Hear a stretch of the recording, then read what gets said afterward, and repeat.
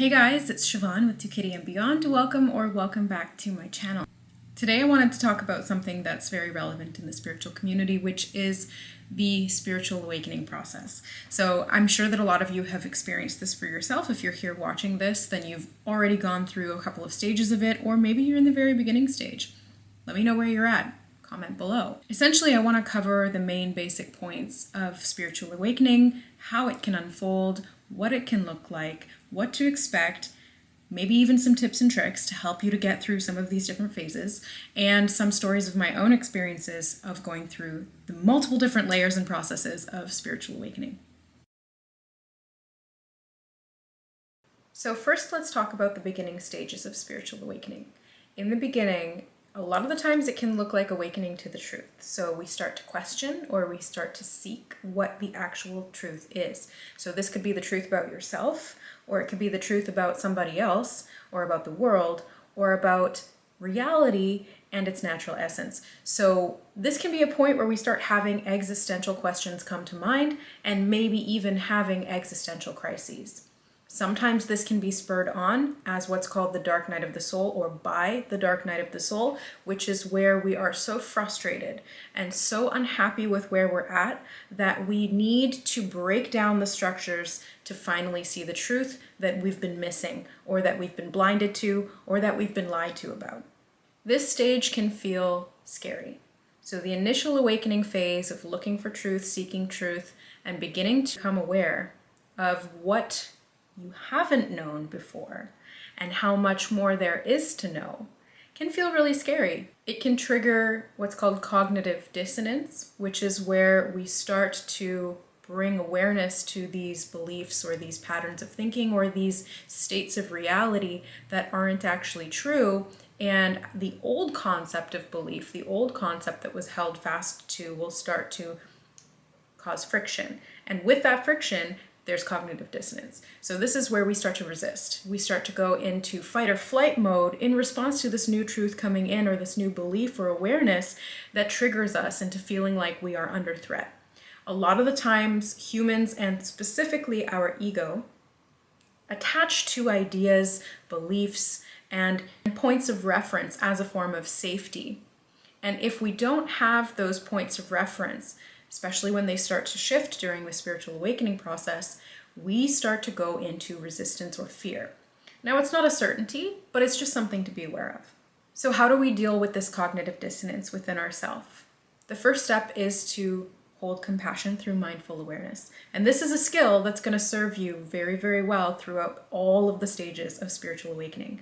Mindful, objectivity, and compassion are really the key factors and tools to help you out in this process. So if you're feeling overwhelmed, if you're in the beginning stages of awakening and you're starting to learn truths that kind of shake the foundations that you've built your reality upon, maybe even your sense of self or the world around you, then fear not. Try to hold compassion for yourself through it, and seek out other individuals who can help to do that as well. Having a community of people around you who support and love you unconditionally is really helpful. Although, that being said, a lot of the time when we go through a spiritual awakening, we start to lose the people that we once resonated with, and I'll talk about that a little bit more in detail later on. After the questioning stage kicks in, we start to realize more things about ourselves, about the world, and about the people around us. And when we do that, we start to shift our point of focus. So we're not purely identified at the level of ego anymore. We're not just experiencing life subjectively. We start to have that objective observer perspective. And with that comes more awareness. Now, the key here is that awareness brings responsibility along with it. Because if you are aware of the truth, if you understand things from a higher level, from a bigger or wider perspective, then you have more responsibility to traverse through that arena with less negative impact to yourself and others. This expansion can often bring about what's called the integration. So as we expand our state of awareness, we need to also make sure that we're anchoring that into our current paradigm and shifting the frame of reference. Basically, a spiritual awakening process is really blowing up the foundations of something, or if it's less drastic, deconstructing slowly. We don't always have to take a wrecking ball or a C4 to our old paradigm. We can slowly disassemble it, but usually in the beginning stages of spiritual awakening, a lot of the times that dark night of the soul can act as a major explosive ingredient in this process. So after we've deconstructed, the next stage is to construct. So after we've broken down all of these aspects of the old frame of reference that doesn't work anymore, we start to use the tools that we've now acquired through the awareness that we've gained and this new sense of responsibility to begin building up a new frame of reference upon which we can continue to expand. Hopefully it's more malleable. This expansion and integration phase can actually be really, really fun. It can also be really, really challenging. So it's going to look different for everyone. Let me know how it's been for you so that we can kind of contrast and compare our experiences to others. So the beginning stages can feel very disorienting, like I said, when you're going through the deconstruction, but then when you start to rebuild, it can feel a lot more aligned. Things start to actually make more sense, and you're able to construct them in the way that actually suits your own authenticity a lot better than maybe the way that they were sort of prefabricated initially. As we go through the integration phase, this is where we're taking that information and making it a frame of reference that we can feel safer with. And with that also comes body level integration. So not only are we shifting at the level of mind, we're also shifting at the level of body and how we interact with the world around us. Everything is connected, so one layer of the system will naturally have a ripple effect or a consequence on the rest of the system. This is why a spiritual awakening process can't be undone. Once you've started to shift these things, there's really no going back. So you kind of have to lean in and continue to ride the wave going forward. The best part about getting into this new stage or new paradigm for yourself is really starting to see how everything is connected. So you might start out with maybe conspiracy theories and some of the darker aspects of humanity. Once you get to the next stage, it's really about actually seeing how everything's connected and unified. So we start with the dualistic mindset, and then we shift into the unified mindset. And with that unified perspective, we start to understand that not only are we not separate from everything else around us, but everything is connected energetically, non-physically, metaphysically, and how that impacts the physical as well. This is when we can start to really see magic unfold. And so this can start to show up in the form of synchronicities, noticing these repetitive patterns, signs, or special co-occurrences that bring us information that is necessary for us to continue on our path. Once we start leaning into this process and trusting the information that we're getting from the universe around us, we can start to better understand where we fit into everything, because we are seeing ourselves now from a multidimensional and multifaceted perspective. We're understanding better who we are, what we need, how we operate, and how we can better connect to the universe around us through trust and mindfulness. The next phase can be a little bit challenging, or a lot challenging, and this is where the shadow work starts to come in. So shadow work is when we bring the unconscious up to the conscious mind. So the initial phase is kind of like shock and awe truth. The second phase is awareness and integration and sort of structuring. And then the next phase is shadow work. The shadow work phase is really tough because we have to look at the parts of ourselves that have lain hidden, been rejected, denied, villainized, and otherwise left in the dark. So these are areas of the self such as shame, guilt, pain, trauma, and all other human archetypes that are on that darker side of the spectrum, such as suffering, victimization, perpetrator, or abuser. So we have to look at all of these dualities, and we need to understand them within the self, because what we're beginning to bring awareness to is how everything is connected.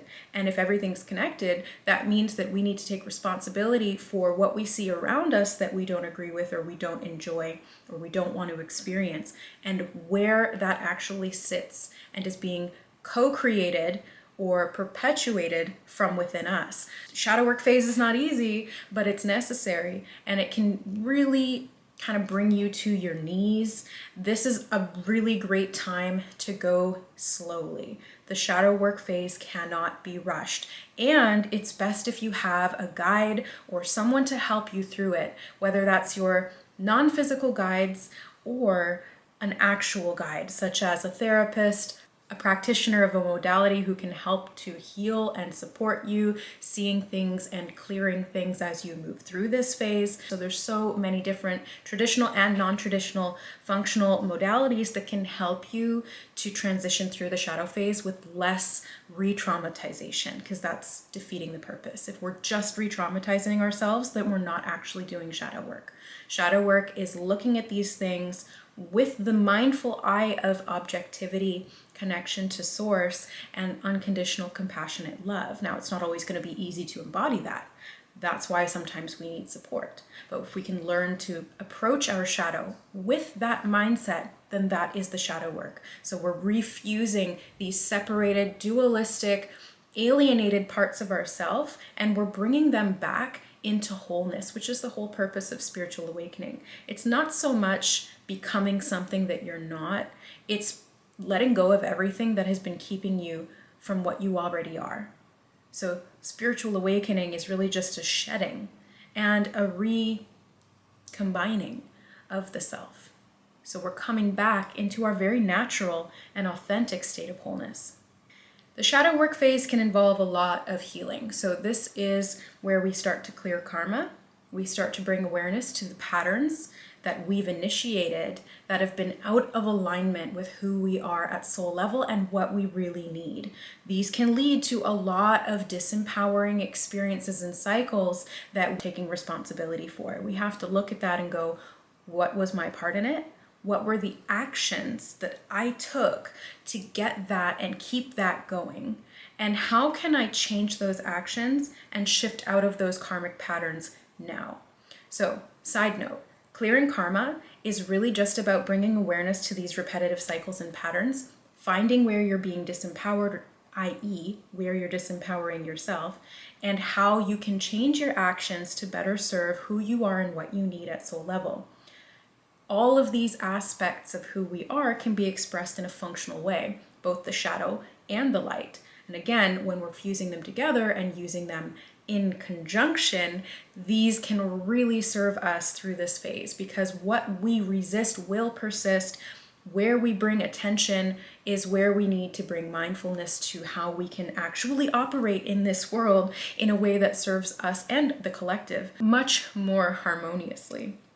Self-healing is a great place to start with this. Finding a practitioner who you resonate with. Addressing latent, limiting, and subconscious programming and beliefs. Doing inner child healing, reconnection, and reparenting as well. This can also be physical level healing, where we are shifting patterns of eating, how we approach our body in general, movement, food, connection with other people, our sexuality, our thought patterns, everything can be really encompassed in this shadow work phase. So it's going to look different for everybody depending on what kind of trauma you've held on to, what kind of beliefs that you were programmed with or that you've held on to, what kind of experiences you've had in your past as a child, and also in your past lives leading up to this one. So each person's individual experience of shadow work is going to be very nuanced and unique. However, a lot of the themes can be very much the same. The next phase is what I like to call embodiment. So embodiment is where we've brought awareness to our multidimensional, multifaceted self. We've started to take responsibility. We've leaned into trust, and we've started to see these greater, larger connections and unified wholes. Then we've done our shadow work as well. There's many more layers to that, and I'll talk about that in a second. But we've added those 3 steps together in one way, shape, or form. The last, when it's also a layer of every other stage, is embodiment. Embodiment is where we are anchoring what we've learned, our new state of awareness, and all of the experiences that we've gone through into our actions and how we operate here as a physical being. So embodiment is being embodied. It is taking all of the parts of the self and bringing them into the conscious awareness now so that we can take action and live our lives as a divine being. This is the whole purpose of spiritual awakening. So don't be caught off guard by people who are saying that spiritual awakening is all about getting out of the body, detaching or escaping from earth, and glorifying all sorts of spiritual bypassing. There's a time and a place for observer detachment while at the same time being embodied, which is completely different than spiritual bypassing. But for the most part, if there's a focus on detachment in the initial stages and a very sort of positive rose-colored glasses type of mindset, it's actually not going to serve you when you get to the embodiment stage because you haven't embodied. You haven't been willing to dig into the different layers of the self, to see into that rawness and not to look away. It can be challenging to do that, but if you can, with that air of compassion, again, you can get to the embodiment stage more easily and then anchor that in through your continued actions and openness to continuing to learn, because guess what? Yes, we're quantifying these here in this video as stages, but this is not a linear process. These are not actually quantifiable things. We are multidimensional, multifaceted beings, and this process is therefore going to reflect that. So, despite the fact that we've just labeled the different stages of awakening, really in reality, there's no rhyme or reason. You might go through the third stage and then have to backtrack to the first, and then go through the second, and then jump to the fourth and back to the first again. So there's so many different ways that this can show up for each individual. It might be linear for you where it's not for another, but that doesn't mean that their experience of spiritual awakening is any lesser than yours and vice versa. The whole point of this is to bring greater awareness to ourselves and to each other. And through this awareness, we have more responsibility to take action in a way that comes from the heart, that's more compassionate and more loving. Because with awareness comes understanding. And with understanding, hopefully, comes compassion. Because when you see everything as a unified whole, you really can't help but have compassion and empathy for those around you because you see them as you. They are you. They are a walking embodiment of the divine creator, just as you are. Everyone's an ingredient in this soup that we call humanity and the greater collective consciousness of the entire universe and beyond. So there's really no limitations here, and that can be scary in and of itself. The human mind has a hard time wrapping its head around it, literally. It's a little too small to hold all of that information. So at some points in this spiritual journey, we have to just lean into trust and accept that there are going to be things that we don't know. There are going to be processes that we don't understand, and we can try and quantify them. We can try and label them. We can try and put numbers and dates and explanations onto things, but in the end, we don't know. And so we have to trust, which is part of the spiritual process in and of itself. We need to lean in to faith. We need to connect to our creator through trust. Because what is trust? It's love. When we love, we trust, we feel safe. Even if we don't understand why. We can honor the fact that our divine creator, which is an aspect of ourself, wants what's best for us, even if we don't understand what that is, even if we don't like it. Because let me tell you, as you're going through these stages, the ego can kick up a lot of fuss, okay? The ego will fight back. The ego will not like this. The ego is finite.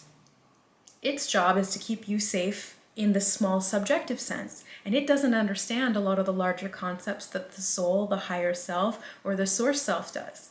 The ego has a very, very limited perspective, and so it's going to respond appropriately from that limited perspective, but from a soul level awareness, that might not be actually the right response, and so it's trying to keep us safe, but it's not actually serving us in the grander scheme of things. So this is where we have to be gentle with our ego. So if you've come across teachers who are telling you about ego death, killing your ego, getting rid of the ego. I even fell into that trap in the beginning stages as well. There's nothing wrong with it. I think that it's a natural phase in evolution. It's part of the process of coming to the awareness that the ego is actually not bad. The ego is something that we need here in this reality as physical beings. It serves us to help us operate through this reality. If we didn't have an ego, we would be our whole spiritual self with all of that greater awareness, and we wouldn't be able to function well in a physical reality. We wouldn't be able to connect and have relationships with other people because we wouldn't feel individuated. We wouldn't be able to go to work and pay our bills and be creative and do all of these different physical things because we would just be existing in the ethers. So it really wouldn't serve us to not have an ego in this physical reality. That's why this is kind of built into the system. That's why we get this experience, is because we need this experience to be able to have this experience, if that makes sense. So don't kill your ego, have a better relationship with it. There's no right or wrong way to have a spiritual awakening. There's no right or wrong way to live your own truth. There's no right or wrong way to go through a spiritual process of embodiment. The only really bad way from our limited human perspective, who loves to label things as good and bad, positive and negative, light and dark, is if you're hurting other people. That's the only really bad way to do it, but even that at a larger scale, and I'm not condoning this at all, but even harming other people at a larger scale is part of that spiritual process, because it is our divine self as an individuated being doing things to try and experience what that result will be. Even if we really reject and abhor and fear those who harm others, we also have to understand that those are parts of the Creator as well. Those are parts of ourself, individuated out and reflecting back at us with things we don't like. So again, we can't change other people, but we can change ourselves. And as we change ourselves, we shift how we co-create with the whole, the other versions of self that are out there. So by bringing awareness to these things, not necessarily by condoning them, but by accepting them for what they are and then changing what we can change and letting go of what we can't, we shift into a higher vibration. And you've probably heard that term a lot, higher vibration, higher frequency. We're raising it and ascending. What does that actually mean? Higher vibration just means that your patterns of thought or awareness are expanding. So the vibration increases. So as you gain a broader perspective, so say for example, if you've got the horse blinders on when you're in that 3D subjective experience, purely identified from the ego, it's like you can't see what's going on out here, so you don't have all the information. A spiritual awakening is kind of like a slow or an abrupt process of taking those blinders completely off, and not only just being able to see in 180 degrees as a human can, but in 360 degrees in multiple different dimensions. So again, that's why it can be overwhelming, but it really does expand your awareness, because if you can see all those different things simultaneously and make connections and associations more accurately, the vibration will increase. You can choose vibrations at will through intention too. So you can choose your state of being by what you want to focus on, what your intentions are, and what you allow into your world or experience. If you'd like more information on that, let me know in the comments below. I can make a separate video about basically manifestation and alignment, which I've talked about previously, but maybe a little bit more in depth would be helpful. Let me know. So basically, what do we want to kind of take away from this? The awareness that we are divine beings, that we are conscious and intentional creators, and if we live on autopilot, then we're going to continue to perpetuate patterns and cycles of disempowerment for ourselves and others, because not only are we creating for ourselves, we are connected to the collective consciousness, and therefore we're co-creating. And not just here on Earth, but like I said as well, throughout the entire galaxy, universe, and beyond. We do need to be responsible. We do need to choose intentionally. And the most important thing is to come from the heart through compassion, through love, and take action from that space of authentic, real core soul self. Remember that you have chosen the character that you're playing in this lifetime. If you don't like it, find out why. If you do like it, great. Learn to love it too. And if there's parts of it that you love and parts of it you don't like, well, that's even better, because guess what? You're human.